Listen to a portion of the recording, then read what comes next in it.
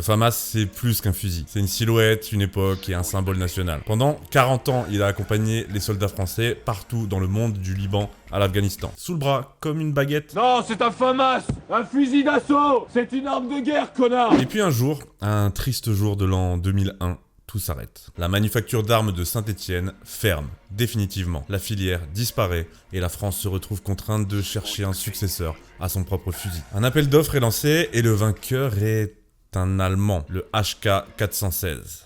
Ouais. Dans cette vidéo, je vais vous expliquer comment et pourquoi c'est arrivé. Était-ce un choix pragmatique et raisonnable ou bien un pur abandon d'un savoir-faire français et souverain? Dans tous les cas, ça fait quand même un pincement au cœur. Aujourd'hui, on revient sur cette transition, sur ce qu'elle signifie et sur ce que la France a perdu ou gagné avec l'abandon de son célèbre et iconique FAMAS. Petit point historique. Le FAMAS, littéralement fusil d'assaut de la manufacture d'armes de Saint-Étienne, a été conçu dans les années 70, adopté en 78. C'est un fusil bullpup, donc avec le chargeur et la chambre derrière le poignet. Il est compact, original, pensé par l'ingénierie française pour répondre aux exigences de l'époque. Il tire la munition 5,56 française en acier, utilise des chargeurs propriétaires et une mécanique à retard à l'ouverture très spécifique. Résultat, une arme maniable, précise et appréciée en opération. Il a accompagné les soldats français dans toutes leurs opérations, du Liban à l'Irak en passant par le Kosovo, l'Afghanistan et le Mali. Très peu exporté, il est devenu le signe distinctif du soldat français. Partout dans le monde où vous croisez un FAMAS, la France est dans le coin. Mais avec les années, forcément, les défauts ont commencé à s'accumuler. Pièces de rechange difficiles à obtenir, chargeurs fragiles et non compatibles autant. Pareil pour les munitions, pas au standard autant. Mécanique sensible à l'encrassement, entretien lourd et montage des optiques et accessoires modernes compliqués. Pendant que le monde passait au standard autant, le FAMAS justement restait fidèle à ses singularités. Alors pour un symbole, c'est charmant et on s'y est largement attaché. Pour un soldat en opération moderne, ça commençait à le devenir beaucoup moins. Avant de reprendre la vidéo, il faut que je vous parle de mon partenaire et surtout d'un événement spécial, la grande mise à jour de Noël de World of Warships. World of Warships, c'est un jeu de simulation de combat naval où vous pourrez sillonner les océans avec plus de 850 navires historiques, 13 nations, 5 classes différentes, des cartes magnifiques, des conditions météo dynamiques et une communauté de passionnés. C'est pas la première fois que je vous en parle ici, j'y ai joué moi-même et j'avais d'ailleurs stream ça sur Twitch. D'ailleurs ça pourrait être sympa du coup de se le relancer et puis de jouer ensemble. Suivez-moi sur Twitch et dites-moi ce que vous en pensez dans les commentaires. Et ça tombe bien parce que justement que vous soyez un ancien ou un nouveau, j'ai une très belle offre de Noël à vous proposer. Déjà, rien qu'en vous connectant, le jeu vous offre directement un navire de rang 9, 2 camouflages permanents et 2 conteneurs cadeaux du Père Noël. Et l'ambiance est également au rendez-vous. Le port de Nordlichhavn vous accueille dans son décor de fête. Ici, vous pourrez décorer un sapin de Noël simplement en jouant, remplir un calendrier de l'Avent rempli de petites histoires et de récompenses. Ils ont même ajouté une nouvelle carte, Sunset Ice, inspirée des îles isolées entre l'Australie et la Nouvelle-Guinée, un ancien terrain de chasse pour sous-marins japonais. C'est ça que j'aime bien aussi dans World of Warships, c'est qu'il y a toujours, en plus du gameplay, ce souci de l'histoire. Et ça se retrouve aussi dans leurs navires conçus à partir de documents historiques et authentiques. Enfin, plein de modes appréciés sont de retour, un nouveau commandant et un Event Pass spécial pour les fêtes. Petit rappel important aussi, dernière chance pour participer au grand voyage. Si vous vous connectez avant le 1er décembre, vous recevrez une mission bonus qui peut vous rapporter jusqu'à 15 000 doublons. Il faut aller vite. Et si vous êtes nouveau joueur et que vous créez un compte avec le lien en description, vous obtiendrez un superbe pack de démarrage. 20 jours de compte premium, un emplacement de port, le croiseur japonais Tenryu, rang 3, un commandant avec 6 points de compétence et derrière une énorme série de récompenses supplémentaires que vous voyez maintenant s'afficher à l'écran. Si vous jouez sur console, la saison des fêtes est également disponible avec World of Warships Legends. Le jeu est gratuit et tout ce que je viens de vous citer est offert avec mon lien. Donc si vous voulez vous lancer ou vous relancer et profiter de l'événement, c'est maintenant. Cliquez sur le lien en description et rejoignez le port. Puis vint la fermeture de la manufacture d'armes de Saint-Étienne en 2001. Elle existait depuis le XVIIIe siècle, héritière d'une tradition d'armurerie stéphanoise qui remontait au Moyen-Âge. Avec sa disparition, c'est le cœur de la filière armement léger français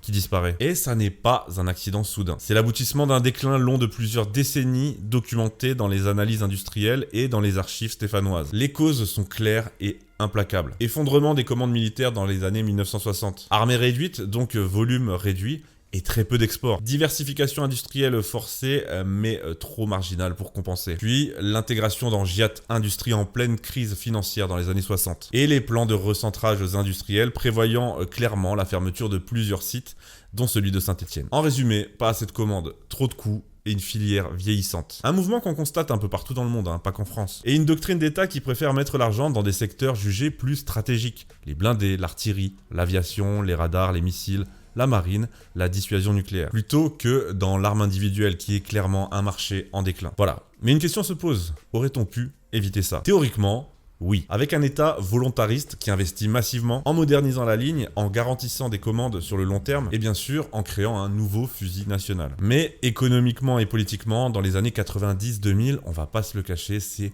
hautement improbable et très risqué. Investissement trop lourd, demande trop faible, quasiment pas d'export, une filière à rebâtir entièrement, bref, c'est pas rentable. La décision n'a pas été imposée par Berlin ou Bruxelles, ça vient de Paris. On a laissé mourir la filière.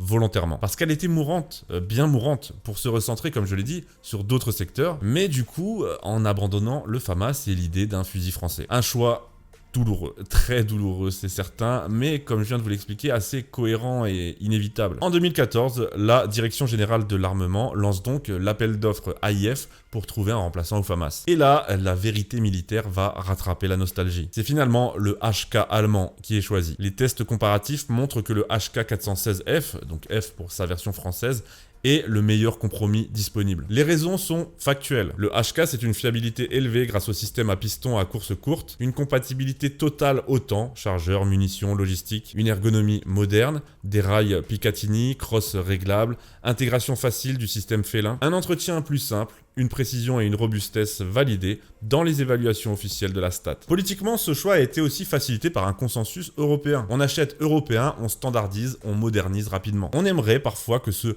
consensus européen favorise un petit peu plus l'industrie de défense française. Mais ça, c'est un autre sujet. Donc, on n'a pas choisi un fusil allemand par plaisir, mais parce qu'il était le meilleur sur le marché. Le meilleur au moment où le FAMAS et la filière de l'arme légère en France, déjà très petite, s'effondraient. Maintenant, est-ce que c'était un bon choix? Déjà, matériellement, comparons rapidement. Le FAMAS, il est compact, maniable, précis. C'est un symbole national, oui, mais il est équipé de chargeurs propriétaires fragiles et pas compatibles autant. Les munitions sont françaises, mais pas 100% autant, et elles sont en acier et pas en laiton. Sa mécanique et son entretien sont exigeants. Il a une faible modularité, on a rajouté un rail histoire d'eux, mais c'était pas fou. Ses pièces sont rares et son entretien pour éviter l'encrassement est lourd. Faut le préciser, mais le FAMAS était déjà largement critiqué au sein même de nos forces armées sur la fin. Côté HK 416F maintenant, fiabilité et robustesse testées et approuvées. Standard autant total, compatible avec les optiques modernes, entretien simple et bonne ergonomie. Voilà, il est juste un peu lourd au ressenti, mais sur tous les plans, il n'y a pas à dire, il est bien meilleur que le FAMAS. En même temps, c'est logique quoi,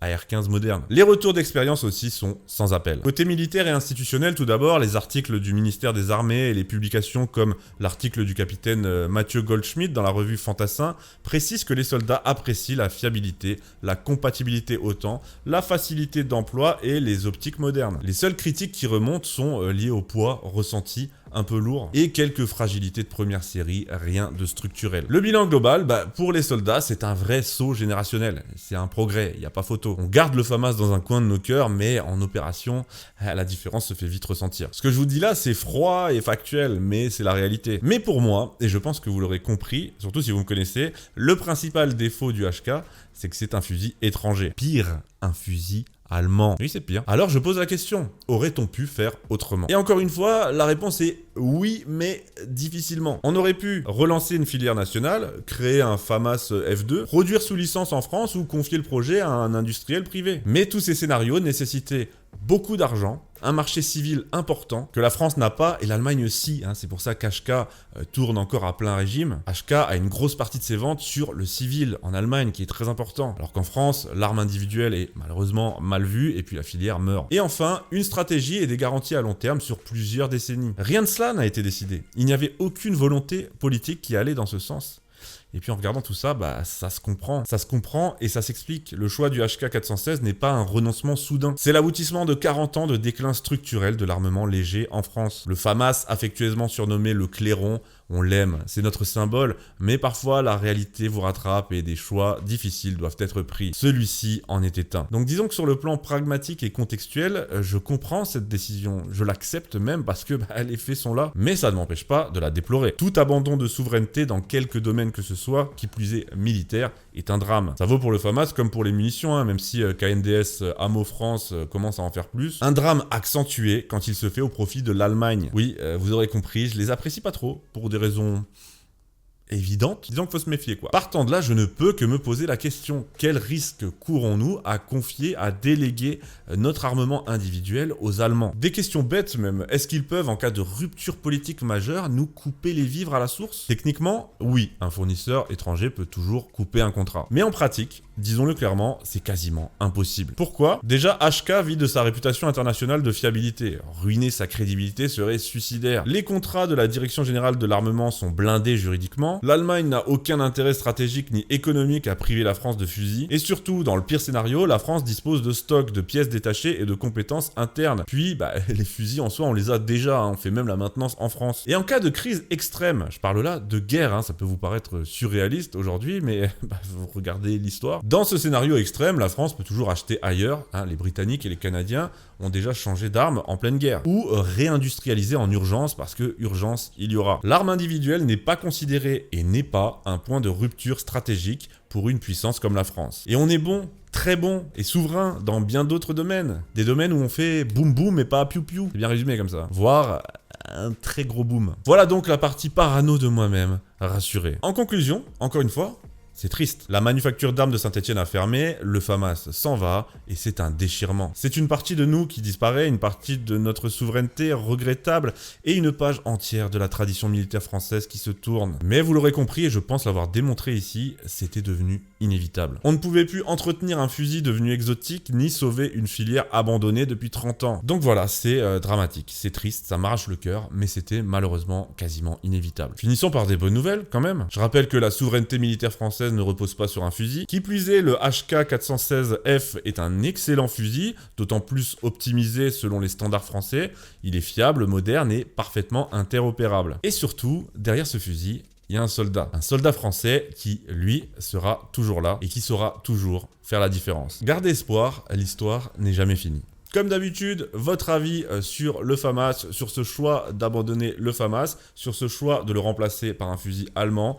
J'attends vos commentaires avec impatience, ça m'intéresse. Et puis, si j'ai oublié des trucs ou fait des petites erreurs, encore une fois, n'hésitez pas à me le dire. Merci encore à mon partenaire World of Warship. Téléchargez le jeu gratuitement grâce au lien en description et profitez de tous les avantages pour les fêtes. Abonnez-vous pour ne pas manquer mes futurs contenus géopolitique, défense ou histoire. Et puis, comme d'habitude, à très vite.